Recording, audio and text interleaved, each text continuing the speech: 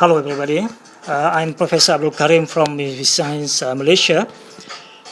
In this lecture, I will talk about edible oil refining, and the second part of the lecture on this topic. So I will discuss in more detail about the physical and chemical refining process of crude palm oil. This diagram shows the various stages in the refining of crude palm oil. So let's start from this point. This is crude oil. It will pass through a heater or a heat exchanger. The oil will be heated to increase the temperature and reduce the viscosity so that it can flow easily through the processing line. And at this point, some reagent will be added for degumming process. So this can be in the form of phosphoric acid or citric acid. If we use acid bleaching or acid degumming, or we can also use hot water if the oil contain hydratable phosphatides. So the gums or the phosphatides will be removed at this stage in the degumming process. Usually high-speed mixer is required here to mix the oil and the reagents intimately and uniformly. Then the oil will go through the next step. In a chemical refining process, the next step would be the neutralization process, where the sodium hydroxide or the alkali will be added, and this will react with the free fatty acids, and the gums will be formed here. So we have the oil and the gums together formed during the neutralization process. So we need the centrifuge to separate the oil from the gums or from the soap. The next step in the process is bleaching. So bleaching, the function of bleaching is to remove the coloring compound and other compounds like ketones, aldehydes, trace metals, and so on. So we add the adsorbent in the form of bleaching clay or bleaching earth, and the process is done under vacuum and elevated temperature to reduce the color of the crude oil. And after the bleaching, the oil will be pumped through a series of filter to separate the oil from the adsorbent material, and perhaps some polishing step to ensure the bleaching earth, the spent bleaching earth particles will be removed completely. Because the next step is deodorization. So before the oil goes through the deodorization process, it's very important to make sure the oil doesn't contain any residual bleaching earth or soap from the previous step. So here we have a high pack column, which is the distillation column to deodorize and to remove the free fatty acid and the volatiles from the oil, and the volatile material will be recovered as distillate, and the oil will be recovered as RBD oil, which is a refined bleach deodorized oil. Let's look at more detail on the degumming process. Degumming basically is a process to remove the gummy material or mucilaginous material from the crude oil. These are basically phosphatides in the crude oil. So we can use water or dilute acid in the form of phosphoric or citric acid, or sometimes dilute sodium hydroxide. There are actually two types of phosphatides. One is called hydratable phosphatides, which can be hydrated by using hot water, and the other one is non-hydratable phosphatides, which can only be removed by using acid. So for example, soybean oil contain high amount of hydratable phosphatides. So we can use hot water to remove the gums, and the hydrated gums that we remove from the soybean oil actually can be used as a raw material for lecithin processing. So for water degumming, these are the conditions: the temperature between 60 to 80 degrees Celsius, and the time between 20 to 30 minutes. And the wet gums that are formed can be removed by centrifugation. As I mentioned in the previous slide, we can use water degumming if the crude oil contains high amount of hydratable phosphatides. But if the oil contains non-hydratable phosphatides, we have to use a concentrated acid to remove the phosphatides, and this process is called acid degumming. So we can use phosphoric acid between 0.1 to 0.3% of the 85% solution, or we can use citric acid with this concentration. The degumming step is actually especially very important in physical refining. So we need to remove almost 100% of phosphatides, and this process is called super degumming to prepare the oil before it goes through the physical refining. This diagram shows the various stages in water degumming process. Water degumming is suitable if the oil contains high amount of hydratable phosphatides, for example, soybean oil. So the crude oil will be pumped through the heat exchanger to heat up the oil to the optimum temperature. Then after that, the hot water will be added to the oil. The amount of hot water added is calculated to be equivalent or correspond to the amount of phosphatides in the oil, and it will go to the centrifugal mixer here, and will be because of the intense mixing, the phosphatides will be hydrated very fast, and after that it will go through the centrifuge or the separator to separate the oil from the gums. The oil can go directly to the next refining process, or alternatively, if the oil is to be stored for some time, it will go through the drying process in the vacuum dryer to remove the water as much as possible, because we cannot leave the water inside the oil because it can cause hydrolysis. So the final step, the final product at the end of the degumming process is the degum oil. And the picture down here is the separator, how the separator looks like. And this diagram shows the various stages in acid degumming process.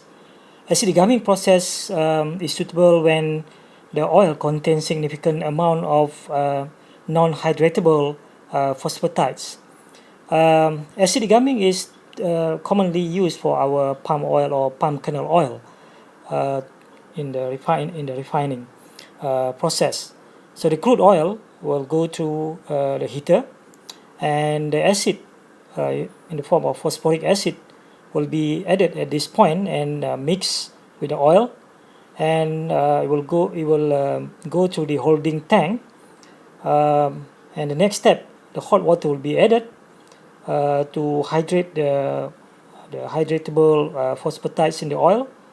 Again, mix and go to the holding tank, and before it will go to the separator to separate the gum from the oil.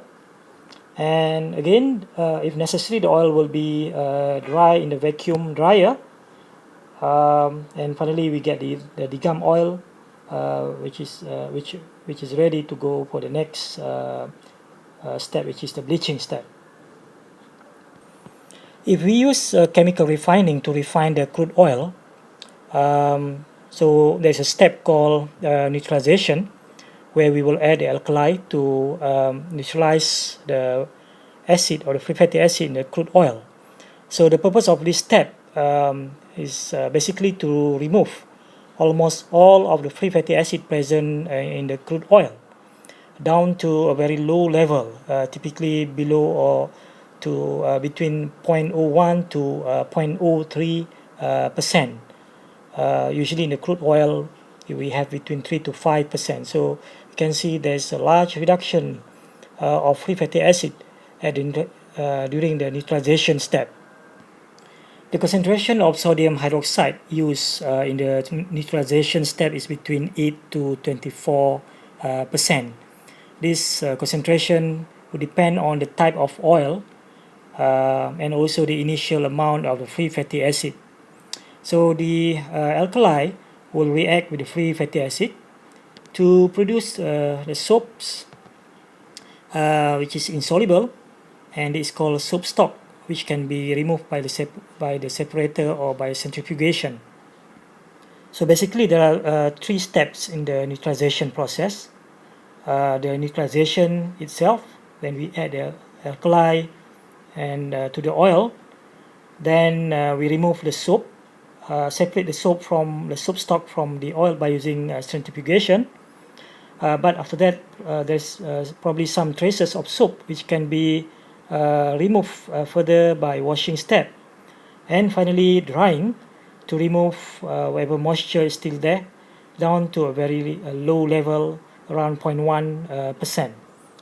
This diagram shows a general outline of standard neutralization in the alkali refining, but the actual process will depend on the type of oil and the amount of gums or free fatty acid in the oil.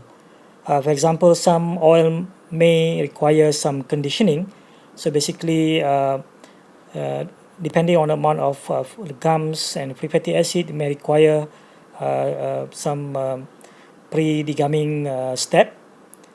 Then the alkali will be added. So this is the neutralization step here, and the separator will separate the soap stock from the oil, and the oil might contain some residual soap stock, so it will require probably a few steps of washing and maybe even refining.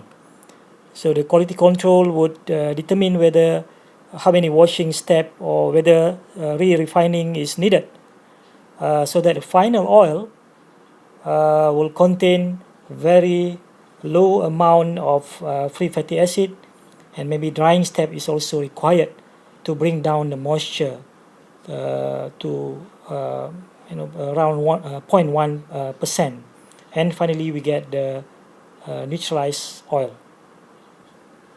So this is the picture of separator which used in the neutralization or degumming process to separate the heavy layer of the sediments from the lighter phase of the oil. Another major step in crude oil refining is bleaching. As we have seen in the previous lecture, crude palm oil has a dark orange or dark red color. So in the refining process, the aim is to remove this color by removing the coloring compound, which is keratin and chlorophyll, by using a suitable adsorbent material. Bleaching is also the last stage prior to deodorization process. So it is important to remove any residual phosphatides from previous degumming process, maybe residual soaps from the previous neutralization step, any residual metals and oxidation products. This has to be removed almost completely prior to deodorization process. Originally, natural bleaching clays were used as an adsorbent in the bleaching process, but nowadays acid-activated bleaching earth are used with higher adsorptive, catalytic, and ion exchange properties. So this picture shows the bleaching tank. This is how it looks like.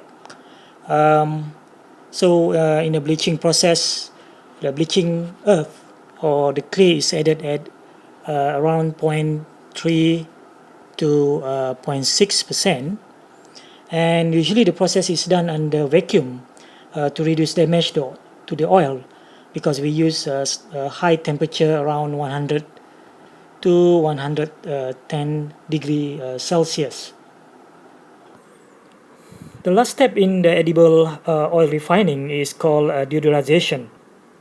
In alkaline refining, deodorization is a last step to remove any residual or traces of free fatty acids which may survive from the previous step, and also to remove aldehydes and ketones which are more volatile than the triglycerides of the oil. In physical refining, deodorization is the most important step to remove the free fatty acid. The high temperature during the deodorization also would decolorize the oil because it will decompose the pigments in the oil. So the final deodorized oil actually will be bland and odorless. The process of deodorization is basically a steam distillation done under vacuum. So it is very important during this process to get a very intimate mixing of the steam and the oil, as well as the vacuum and the temperature. The control of these parameters are important to get an efficient deodorization to remove the free fatty acid down to a very low level, less than 0.01%.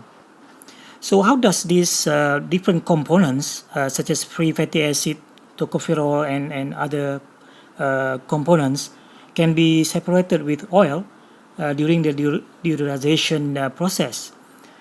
So the principle is actually based on the different degree of volatility of the different components when compared to oil. So we can see here, this is a plot of vapor pressure against different temperature. So we can see for the oil, it requires high temperature to make it volatile, whereas free fatty acid, which are the smaller compound, are more volatile even at lower temperature. So the different degree of volatility at different temperature enable this different component being separated from the oil. So let's look at some of the typical conditions during in the deodorizer during the process. The typical conditions you can see here, the pressure. So it is very low pressure. So the process is done basically under vacuum. Then the temperature is very high, between 230 to 200 degrees Celsius, and the time between 3 to 8 hours for batch deodorizers, or for semi-continuous and continuous deodorizers, much shorter, between 15 to 60 minutes. So in the deodorizer unit, steam is sparged into the deaerated oil. The oil is deaerated to remove the air, so that it will reduce the oxidation, especially at high temperature in the deodorizer. And the steam will come in the intimate contact with the oil. So as the oil passes through several trays or compartments in the deodorizer, the volatile components are stripped away by the steam, and then separately condensed and collected as the fatty acid distillate. And next, the deodorized oil will be cool when it leaves the deodorizer. Okay, now let's look at more detail on the deodorizer unit. These are the schematic diagram to show the structure of the deodorizer column. And on the right here, this is how it looks like from the top of the deodorizer column. This actual thing, how it looks like from the top.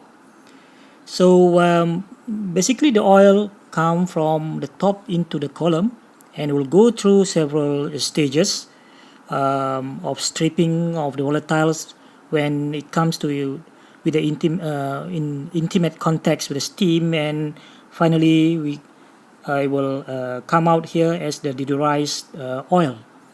So On the top part here is the aerating tank, where the oil will be the air in the oil will be removed. So the aeration process remove the air, so that it will reduce the oxidation of the oil during the deodorization process.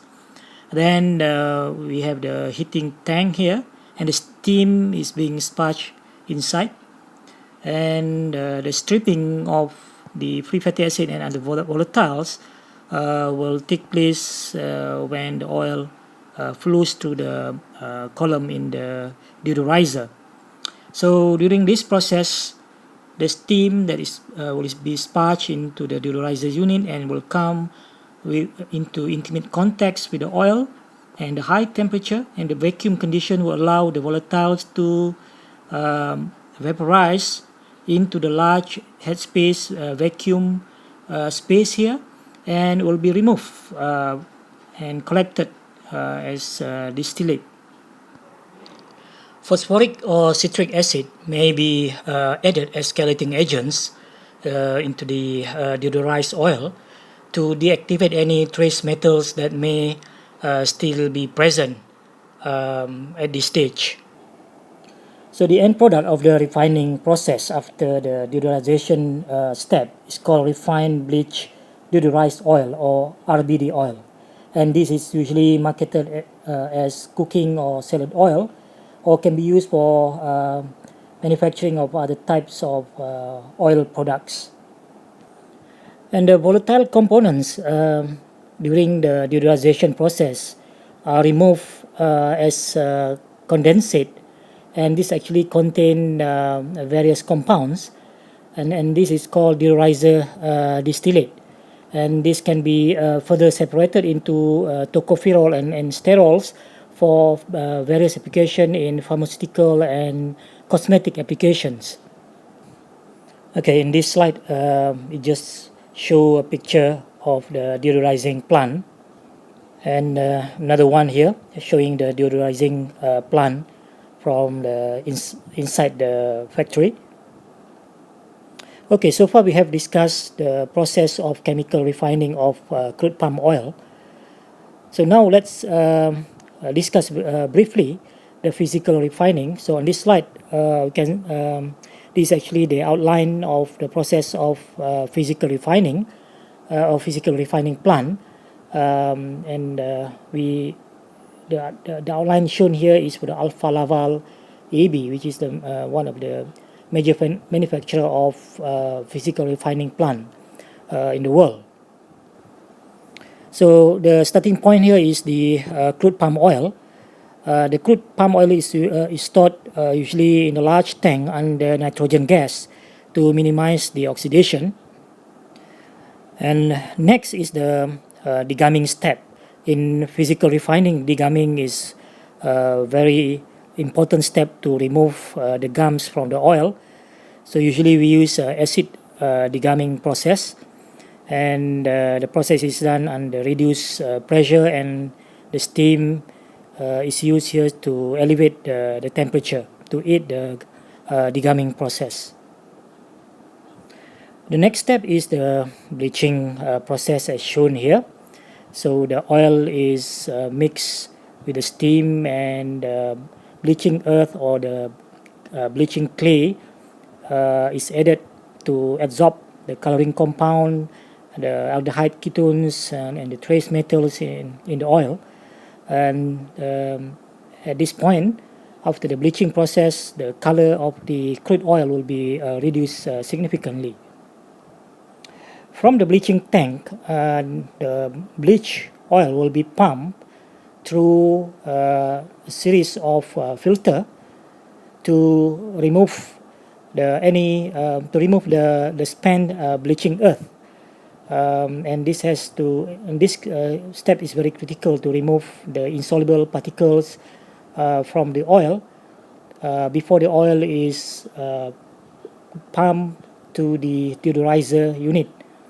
So at this point, there is a stage of deodorization where the free fatty acids and other volatile compounds are removed from the oil, and the fatty acids are recovered. Then finally we get the refined deodorized palm oil.